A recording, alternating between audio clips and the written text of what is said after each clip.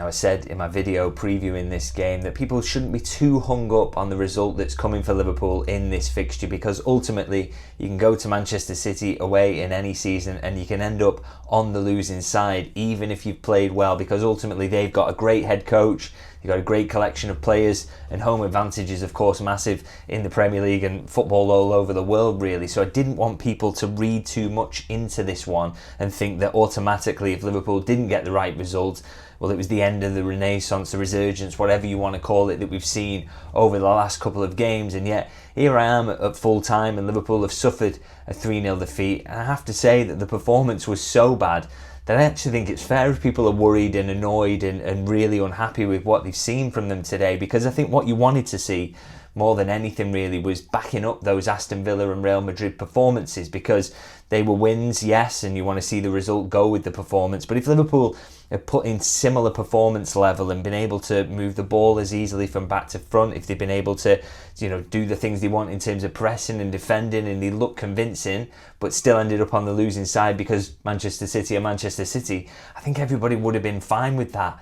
But I think what the problem was that the process just wasn't there. We've seen a complete change from what we've seen in the previous couple of games, and Liverpool just being pretty awful from the first whistle to the last really. And that 3-0 scoreline I don't think flatters City in any way. And as I say, it's not one of those where you say, okay, it's Manchester City away, this can kind of happen. It was one where Liverpool was so bad throughout this game that it just didn't feel like there was anything good to say about it in terms of individual performances, collective, or anything that Liverpool can take forward from this game into the games that come after the international break. It really was that bad. And I mean, you look at the statistics from the game, 14 shots for Manchester City, just the 7 for Liverpool, 6 shots on target for Manchester City and only 1 for Liverpool. I mean, that's a really telling statistic in terms of the dominance of the game.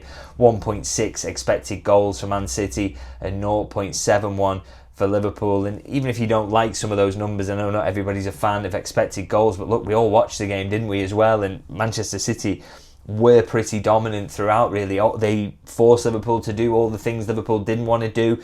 Their game plan was working and they were just getting into dangerous areas more regularly than Liverpool. And ultimately that is the name of the game, is if you do that consistently, you're more likely to create chances, you're more likely to score, and you're less likely to concede. And that was the problem for Liverpool. The baseline performance just wasn't there. And I know some people will really latch onto this and say that Liverpool were unlucky in certain moments, and I will acknowledge that Haaland's opener, there is an element of luck to that. He kind of just bounces off him and could go anywhere, and that is fortunate. Nico Gonzalez's goal takes a huge deflection, and of course Liverpool get a goal ruled out for an offside that I know some will question, but to be honest, I kind of looked at that one and thought, he's so close to the goalkeeper.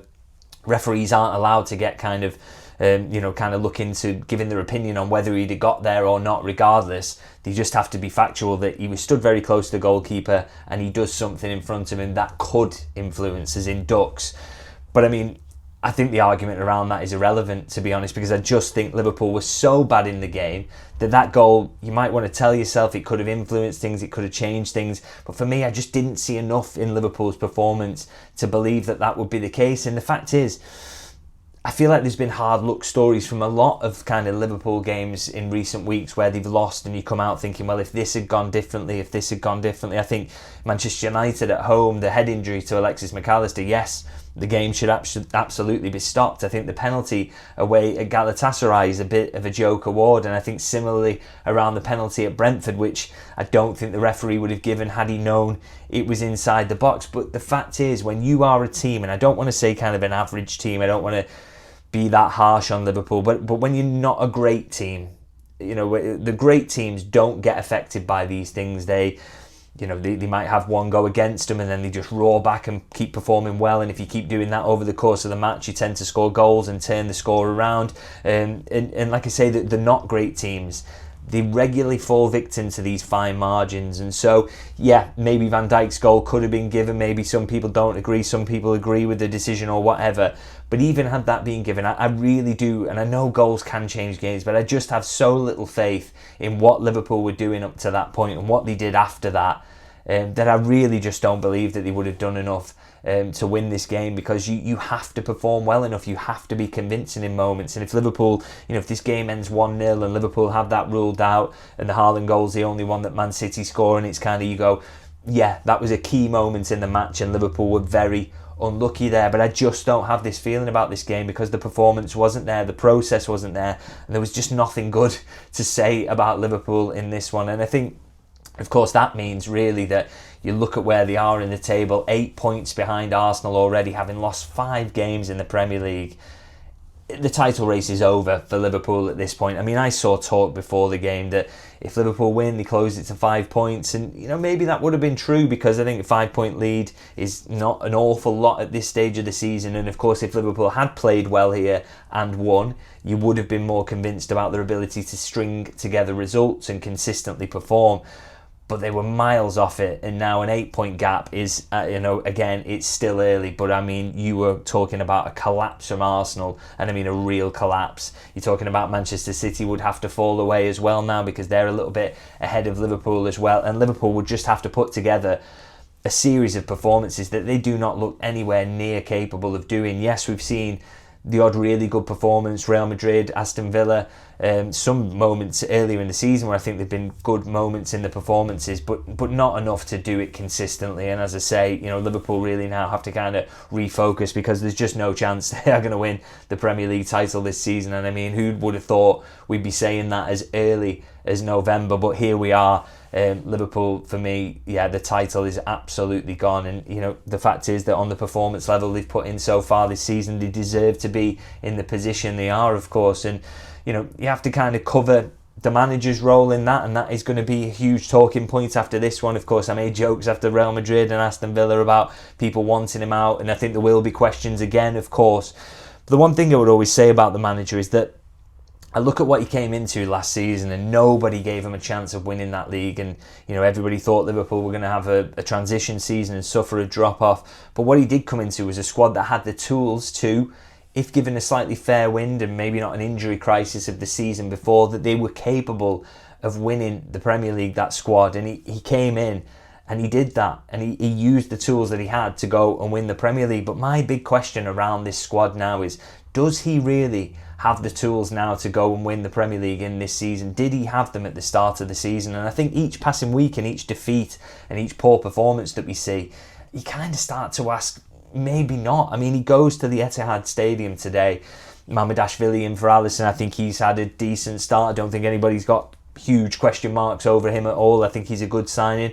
But then you look at kind of the rest of them. I thought Ekitike has really done well at the start of this season, but he was poor today, you have to acknowledge. Didn't win his physical duels, just didn't seem to get a foothold in the game at all. I thought Florian Wirtz, for me, was very, very poor again. I just don't think it's happening for him yet. We're seeing flashes, and we saw real flashes against Real Madrid, and I thought he was great. And I thought, okay, this left-sided role is really going to unlock him, but I thought he was poor again. And then, of course, you look to the bench where Milos Kerkez, who was supposed to be Liverpool's solution at left-back this season, it looked like such an obvious area of the team to upgrade, and he's on the bench because his form hasn't been good enough. And so you're back to Andy Robertson with his strengths, but also his weaknesses that you did know about. And of course, Alexander Isak also on the bench because he just can't stay fit at the moment, because he's been unable to have a pre-season, but he is also an injury-prone player. And so you kind of go through that and the contributions from the new signings, and you think, well, that's not great, is it? You probably needed more from them. And I get, I'm not going to go early and say Liverpool have signed poor players. I really don't think that's the case. I think there's real quality there.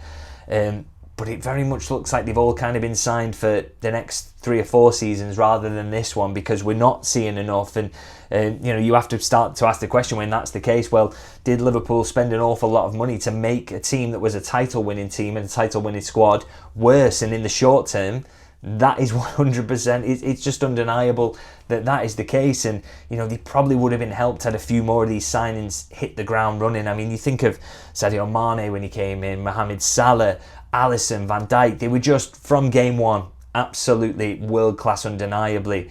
And unfortunately, I don't think Liverpool have seen enough of that. I think Ekitike is the closest, but the rest of them have all had their own issues and things that aren't working out for them. And he's kind of a bit closer to a Gravenberch or a Robertson or a Firmino who came into the club, and it took them a few months to adapt. Now, the problem is, if that's true of kind of 4 out of 5 of your signings, that's going to cause you trouble, and it's causing trouble for Liverpool, there's no doubt. As I say, not writing them off in the long term, and we will see how they develop. And I still don't doubt that Wirtz is going to be very good. As you forget how young he is. Isak, he just needs to get fit, doesn't he, and get himself on the pitch. But in the short term, we're kind of in a situation where the jury's out, and I think it is, as I say, undeniable that these signings so far are not as good as what has come before them, and it's up to them now to kind of prove that they can step up and that they can be better and that they can make this team and this squad better. But we're not quite there at the moment, are we? And I think perhaps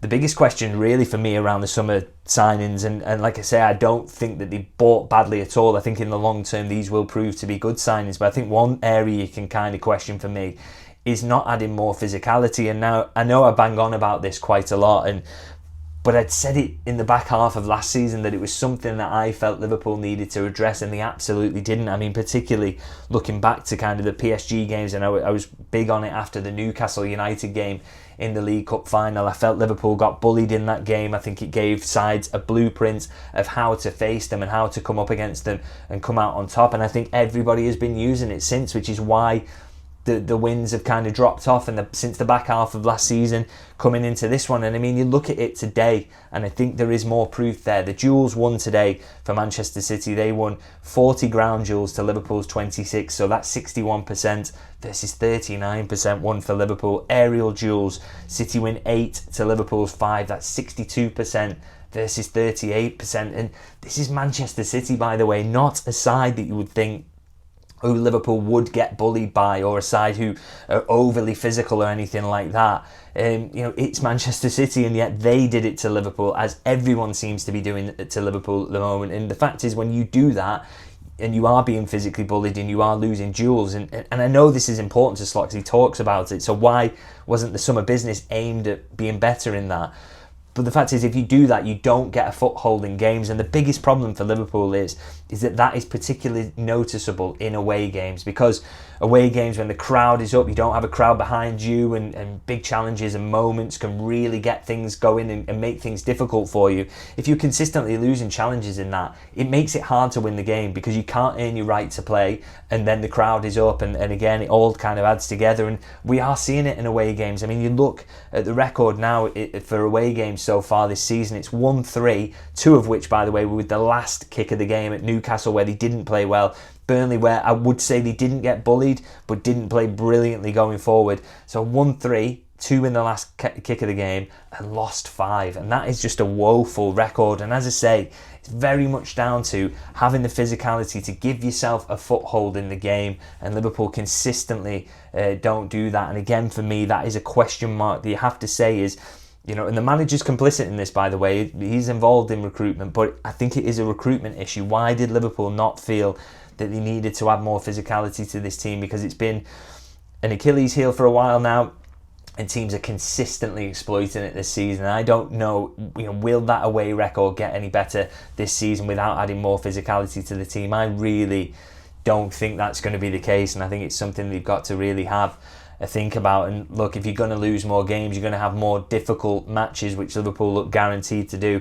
They probably have to realign their aims for this season now. As I say, I think the title's gone, and they are in 8th position, and that looks really, really disastrous, doesn't it, on paper? But I will say they are only 2 points short of 3rd if you're looking for some upside. And yes, Liverpool are bad. They've got issues. They've got real problems to solve.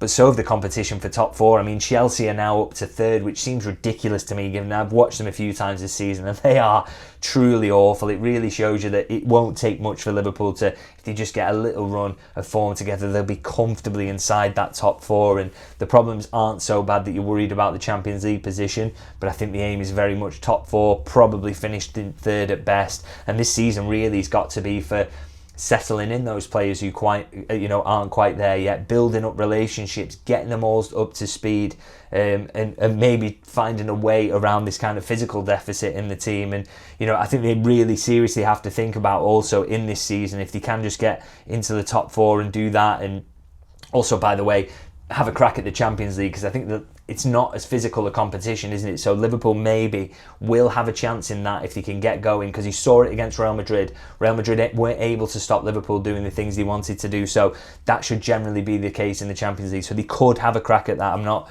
ruling that out yet, but I think what they've got, as I say, it's all about building relationships, getting this squad together and really building a team, and seriously thinking going into the summer, how do we solve that physical issue? Do we need to add someone who's a bit more physical in central midfield? What do we do at centre half? Do we need to add someone who can progress the ball as well? Because again, you will have seen today the ball getting funneled towards Canate, and Liverpool having no real answers to that. So I think that is what the rest of this season has got to be, really a bit of thinking time, but also a bit of gelling time, and just sorting out these issues and making sure that Champions League football does not come into doubt. And of course, if you are looking for another kind of positive to take from this, and goodness knows everyone's got 2 weeks now to stew on this, and it's going to be pretty depressing times in the comments section and on social media in general, but there are some positives, which is that the games when Liverpool come back should give them a real opportunity to build up that momentum and really get going, because you've got, starts off with Forest at home, and I know Forest are a bit resurgent now, but look, it's at Anfield, and Liverpool are playing better there, generally speaking. Teams who are physical make it difficult for you. They don't do as well in imposing that game plan on you at Anfield, that's for sure. And then Forest at home, PSV at home, one of the lesser Champions League games that Liverpool have got, so should be easier. West Ham away, and again, they're improving, but they've still got serious issues. Sunderland, who are flying at the moment, but it's at Anfield, and it's, I think it's a night game as well, midweek, so atmosphere should really help there. And then Leeds away, and Leeds today I thought were really poor, and they've got real issues. So, on paper, and I know people will say, oh, they can't win a game, that they're awful, but that is a run that is winnable, even with all the issues that Liverpool have got. And I think it's a real chance to kind of sort some of those issues, to get some momentum going. And look, if you come out of those with a run of wins, then Liverpool, as I say, will be comfortable in the top 4. But of course, they will have to, while all that is going on, probably have to watch Arsenal and Manchester City battle it out at the top, and learn and take their medicine and accept that whatever they did coming into this season, it has not worked. And they'll hope the plan does in the long term, but it's just been too poor. And I thought today really spelled out so many of their issues. And of course, it is worth remembering that Arsenal and City were both awful last season and have bounced back this time around. So it's not forever. It's not problems at Liverpool are going to be terrible forever. It doesn't necessarily, Pep Guardiola wasn't sacked, by the way, so you can't just blame the manager. I think the people around him will understand that Arne Slot's had a lot to contend with, but of course, in the short term, things have to be better than this, and Liverpool do have to make that Champions League qualification comfortable, that is for sure. And yeah, performances like today won't do enough in that regard, will they? So I'm going to wrap it up there. Do let me know in the comment section what you're thinking about that. How disappointing was that performance, and where do Liverpool go from here? What are the fixes? Because I think, is that still the strongest team? I think it possibly is, but what do they need to get right, and how can the manager change things without relying on the transfer market, which of course isn't there yet? Do let me know your thoughts on all that, and of course, if you can like and subscribe, I'd hugely appreciate it, and I'll see you guys very soon.